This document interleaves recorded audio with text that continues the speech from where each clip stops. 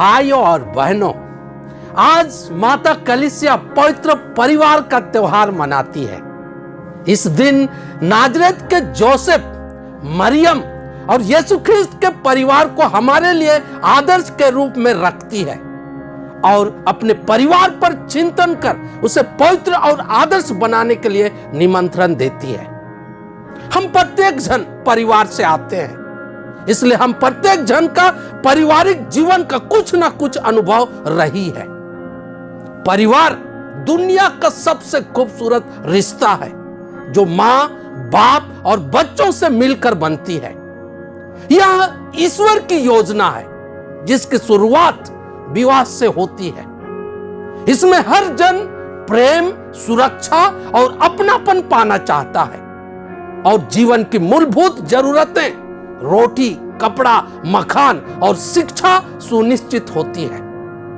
परिवार एक पवित्र जगह है जहां हर जन निस्वार्थ भाव से एक दूसरे को आदर देते हैं, प्रेम करते हैं और क्षमा करते हुए समर्पित रहते हैं। यह एक छोटी कलीसिया है।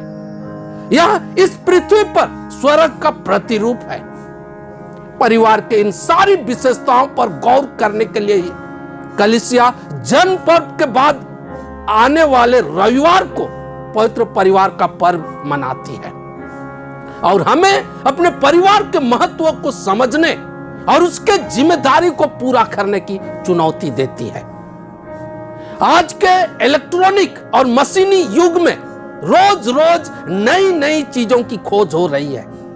अधिकांश लोग आसानी से भौतिकतावाद और उपभोक्तावाद की ओर आकर्षित हो रहे हैं और ईश्वर से दूर होते जा रहे हैं। इसका परिणाम यह हो रहा है कि लोगों के पास ना अपने लिए समय है, ना दूसरों के लिए और ना ही परिवार के लिए। इसका असर दाम्पत्य और पारिवारिक जीवन पर पड़ रहा है। पति पत्नी, माँ बाप और बच्चे सभी स्वार्थी बन रहे हैं और उनमें एक दूसरे के प्रति श्रद्धा, सम्मान और समर्पण का अभाव हो रहा है। फलतः परिवार टूट रहा है, बिखर रहा है। इन बिंदुओं पर विचार करने के लिए कलीसिया हमें साल में एक बार पवित्र परिवार का पर्व मनाने का अवसर देती है। साथ ही वह हमारे सामने नाजरेत के पवित्र परिवार को आदर्श के रूप में रखती और यह बताने का प्रयास करती है कि क्यों योसेफ, मरियम और यीशु ख्रिस्त का परिवार पवित्र परिवार कहलाती है। उनके परिवार को पवित्र होने के 3 मुख्य वजह थी। पहला, परिवार में ईश्वर का प्रथम स्थान था। दूसरा, हर जन पवित्र आत्मा के अधीन थे और तीसरा, वे एक दूसरे का सम्मान करते हुए एक दूसरे के अधीन थे। जोसेफ अपनी इच्छा को त्याग कर यीशु और मरियम की सेवा में अपने आप को समर्पित किया।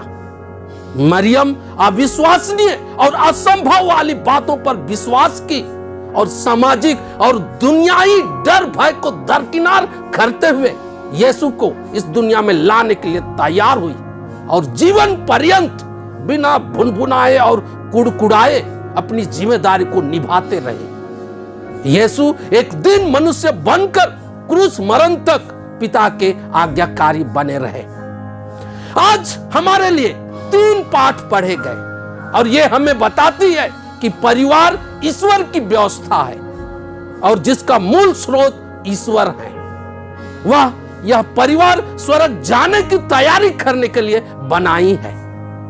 ईश्वर एक पुरुष और स्त्री को पति पत्नी बनाता, उन्हें जोड़कर एक रखता और उनके प्रेम के निशानी के तौर पर संतान देता है। इस परिवार के द्वारा पति पत्नी और पूरा परिवार ईश्वर को जानते हैं और उसके सहयोगी बनकर एक दूसरे की परवाह करते हैं, प्रेम और सेवा करते और ईश्वरीय प्रेम और कृपा द्वारा एक दूसरे को स्वर्ग ले जाने में अपना योगदान देते हैं। आज का पहला पाठ सामुएल के पहले ग्रंथ से पढ़ा गया। इसमें एक मां के द्वारा ईश्वर को धन्यवाद देने की बात को बताई गई है। अन्ना निसंतान थी और निसंतान होने के कारण लोगों द्वारा तरह तरह की ताने और बातें सुननी पड़ती थी। वह संतान प्राप्ति के लिए ईश्वर से प्रार्थना की और उसकी प्रार्थना सुनी गई और वह मां बनी। इस तरह वह सारे मन दिल से कृतज्ञता के साथ ईश्वर को धन्यवाद देती है। यहां माता पिता के लिए एक गौर करने वाली बात है कि संतान ईश्वर के वरदान होते हैं। वे उनकी इच्छा से नहीं बल्कि ईश्वर की इच्छा से आते हैं। माता पिता केवल ईश्वर के माध्यम बनते हैं, अतः वे इसे समझें और ईश्वर से जुड़कर उनकी व्यवस्था के अनुसार अपनी इस जिम्मेदारी को निभाएं। अपने संतानों को जीवन के स्रोत ईश्वर का ज्ञान दे, उन्हें उनके पास लाए और ईश्वर को समर्पित करें और हमेशा उनके लिए ईश्वर के आभारी रहें। अभी के समय में कई माता पिता इस बात को भूल जाते और अपने तरीके और व्यवस्था के आधार पर अपने परिवार को चलाने का प्रयास करते हैं। यही वजह होती है कि परिवार को सच्ची आनंद, खुशी और संतुष्टि नहीं मिल पाती है और पारिवारिक जीवन उनके लिए बोझ बन जाती है। आज का दूसरा पाठ संत यूहन्ना के पहले पत्र से पढ़ा गया। इसमें कलीसिया रूपी बड़े परिवार के सदस्य होने की महत्ता को बताई गई है। बपतिस्मा के कारण हम कलीसिया के सदस्य हैं और हम हर जन ईश्वर के बेटे बेटियां हैं। यह हमारी पहचान है, अतः इस पहचान के आधार पर हम अपना जीवन जिए। पिता ईश्वर अपनी इच्छा को अपनी आज्ञाओं के द्वारा प्रकट किया है, अतः हम उसकी आज्ञा के महत्ता को समझें और उसका हर परिस्थिति में पालन करते रहें। जब हम ऐसा करेंगे तो पिता ईश्वर हम में निवास करेंगे। पारिवारिक जीवन आसान नहीं है, पर जब ईश्वर हमारे साथ होंगे तो ये आसान होगा। आज का सुसमाचार संत लूकस के सुसमाचार से पढ़ा गया। इसमें पवित्र परिवार को ईश्वर की आराधना और पास्का पर्व मनाने के लिए यरूशलेम जाने, मंदिर में यीशु के खोने और माता पिता के चिंतित होने की बात को बताई गई है। यहां एक बड़ी बात यह है कि पवित्र परिवार पिता ईश्वर से जुड़े रहने की कोई कसर को नहीं छोड़ती है। वह हर धार्मिक क्रियाकलापों को गंभीरता से लेती है।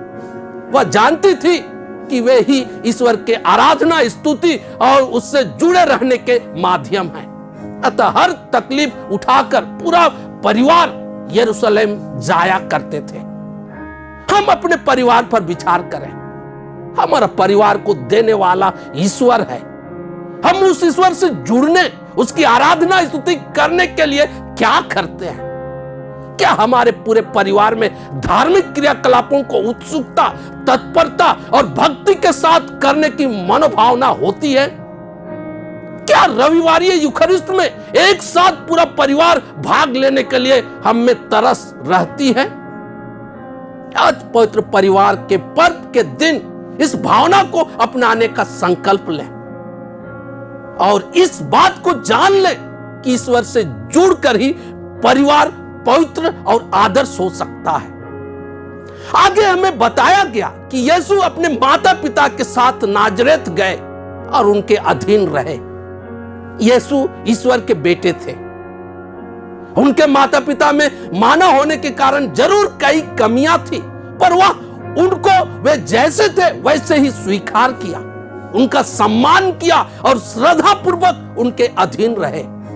यहां पर पुनः हमारे पूरा परिवार के लिए पवित्र परिवार से बड़ी सीख मिल रही है।